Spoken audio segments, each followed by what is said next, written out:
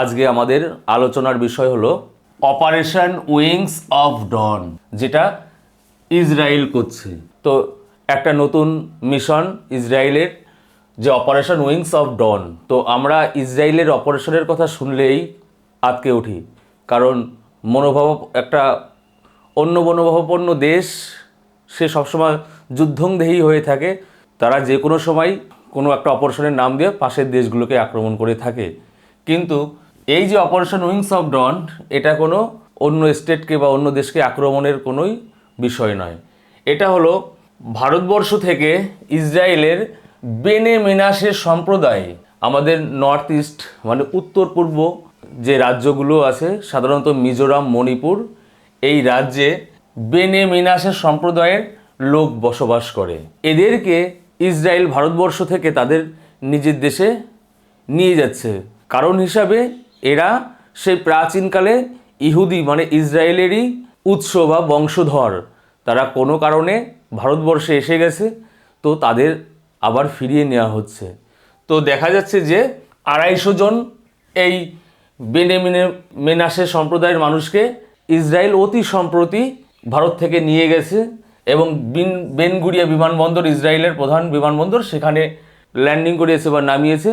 এবং সেখান থেকে তাদের এখন নফ হাগালিন শহর, সেই নফ হাগালিন শহরে তাদের রাখা হয়েছে, এবং আস্তে আস্তে ইসরায়েল সরকার তাদের পুনর্বাসন দেবে এবং তাদের সব ব্যবস্থা করে দেবে। তো এই যে বেনে মিনাসের সম্প্রদায় ভারতবর্ষ থেকে ইসরায়েলরা নিয়ে যাচ্ছে, এদের একটু ইতিহাস ঘাঁটি, কেনই বা এদের সেই ইহুদি বংশধর, কেনই বা ইসরায়েল তাদের নিয়ে যাচ্ছে। তো যদি ইসরায়েলের ইতিহাস ঘাটা যায়, তাহলে দেখা যাবে যে ওল্ড টেস্টামেন্ট বা হিব্রু বাইবেল এইসব অনুযায়ী ইসরায়েলের, ওদের গ্রন্থ অনুযায়ী ইসরায়েল তার 12টি পুত্র ছিল।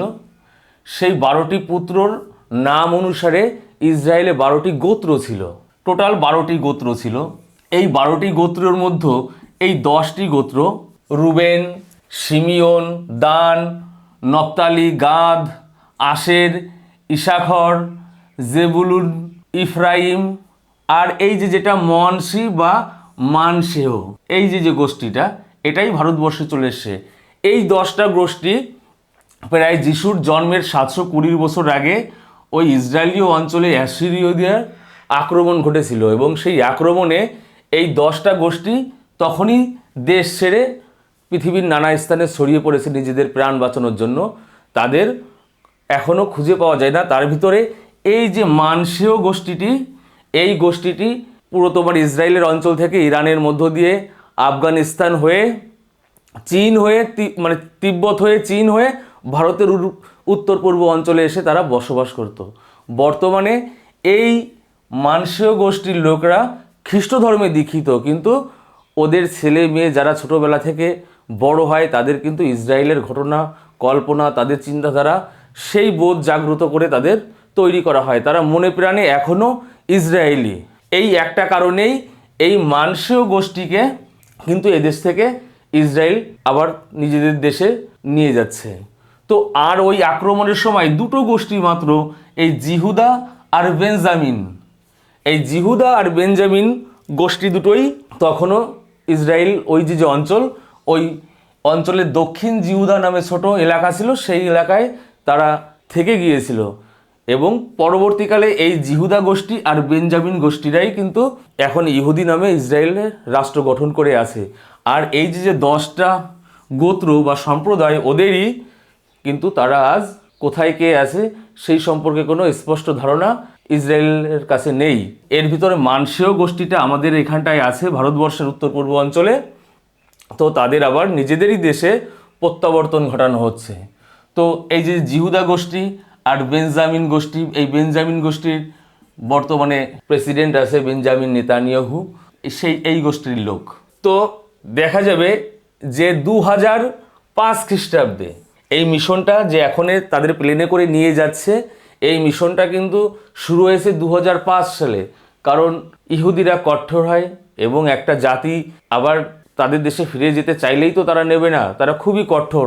তো তাদের আলিয়া মানে নিজের গোষ্ঠীতে ফেরা বা নিজের ধর্মে আবার ফেরা, এরকম আলিয়ার মাধ্যমে তাদের আবার ইহুদি ধর্মে নেওয়া হবে, কারণ তারা ইহুদি। অ্যাকচুয়ালি অন্য কোনো ধর্মের লোককে, সে যদি ইহুদি হতে চায়, কিন্তু ইহুদি ধর্মে তাদের নেওয়া হয় না।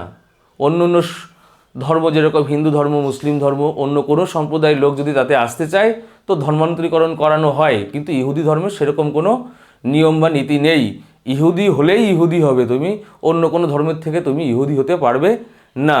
সুতরাং ওই ইহুদি যারা ধর্মগুরু আছে তারা এসে এই অঞ্চলে এই সম্প্রদায় মানে বেনে মেনাসে সম্প্রদায়কে ভালো করে দেখে লক্ষ্য করে তাদের আচার অনুষ্ঠান, তাদের খাওয়া দাওয়া অভ্যাস সব কিছু বিচার টিচার করে তাদের মনে হয়েছে যে তারা ইহুদি, তারা এই মানসীয় গোষ্ঠীর লোক।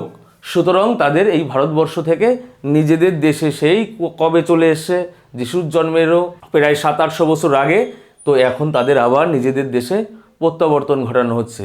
তো এই যে তাদের এই ভারতবর্ষ থেকে ইসরায়েলে নিয়ে যাওয়ার এই অপারেশনটার নামই হলো অপারেশন উইংস অফ ডন। তো এই যে ধাপে ধাপে এখনে নেওয়া হচ্ছে, তো এখনে 250 জনকে নেওয়া হয়েছে, এবং আরও ধাপে ধাপে এই 2026-এর ভিতরেই 1200 জন এই বেনে মোনাসের সম্প্রদায়ের লোককে কিন্তু ইসরায়েল তাদের দেশে ফিরিয়ে নেবে। এবং এই যে নেওয়া হচ্ছে এখন, এই নেওয়া হওয়ার আগেই কিন্তু 5000 অলরেডি এই সম্প্রদায়ের লোক ইসরায়েলে চলে গেছে। তারা এখন সৈন্য হিসাবে কিন্তু ইসরায়েলের হয়ে তারা লেবানন কিংবা ইরান কিংবা ইয়েমেন তাদের সঙ্গে কিন্তু যুদ্ধও করছে। 2030-এর মধ্যে তাদের লক্ষ্য পূরণ আছে যে ভারতবর্ষে যত তোমার বেনে মিনাসের সম্প্রদায়ের লোক আছে তাদের নিজেদের দেশ মানে ইসরায়েলে প্রত্যাবর্তন করানো হবে। এবং আস্তে আস্তে 2030-এর মধ্যে এখনও 6000 এই বেনে মিনাসের সম্প্রদায়ের মানুষ ভারতবর্ষে আছে, তাদের আবার নিজেদের দেশ মানে ইসরায়েলে তাদের আবার প্রত্যাবর্তন করানো হবে। এইটুকুই ছিল এই অপারেশন উইংস অফ ডন, যে অপারেশন ইসরায়েলের, সেইটুকু। Thank you.